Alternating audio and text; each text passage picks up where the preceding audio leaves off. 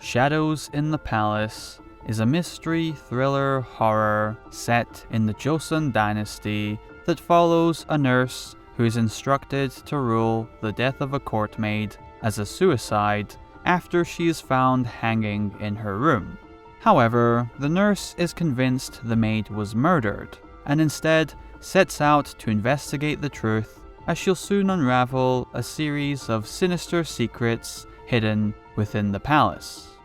To kick things off, the movie opens up with a pretty tense scene involving a woman silently giving birth in the woods, while some sort of ominous assembly is taking place elsewhere to warn the maids of what will happen when breaking the rules, which kind of introduces the darker undertone the movie will carry and gradually build upon the more we delve into this setting.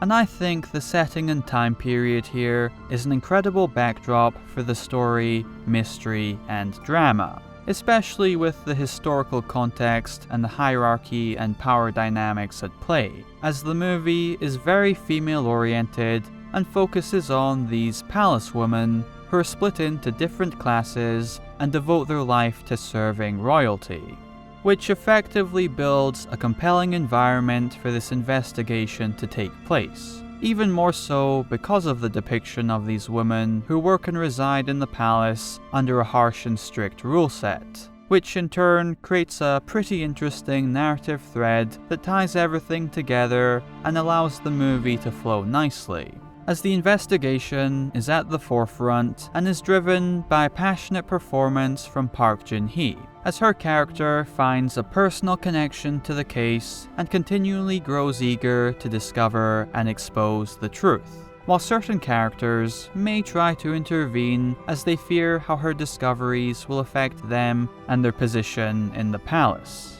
But at the same time, you also get glimpses of the bigger picture in regards to how some of these women are seduced by temptation and their desire to rise up in the ranks, as well as how connected everything is in regards to the secrecy these women sign up for upon entering the palace. So it's quite a multifaceted movie that offers a lot of good quality components that comes from this investigation aspect, the mystery behind it all, and the foundation of the world building and the historical backdrop, which pretty quickly got me invested in all the different characters and subplots. And I really liked the direction the story takes and how everything unfolds and comes together to deliver a particularly twisted but satisfying ending. There's even an interesting blend of light horror elements mixed in along the way. And while it's fairly spread apart and not really overbearing or scary,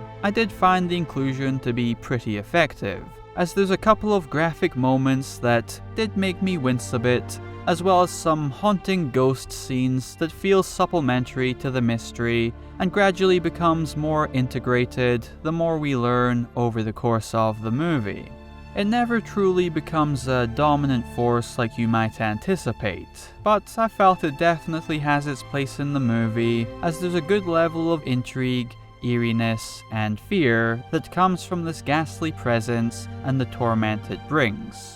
So even though the horror isn't really the defining genre, as the movie is more focused on the mystery and drama, you still get a good balance of horror elements mixed in to accompany and build on a fairly tense atmosphere and a lingering creepiness and sense of danger associated with some of the activities in this palace and the horrific consequences of breaking the rules. I also really liked the overall presentation and production value, as there's some solid cinematography, a suitable soundtrack that works nicely to form and maintain the atmosphere, and some strong set and costume design that really brings the historical backdrop to life.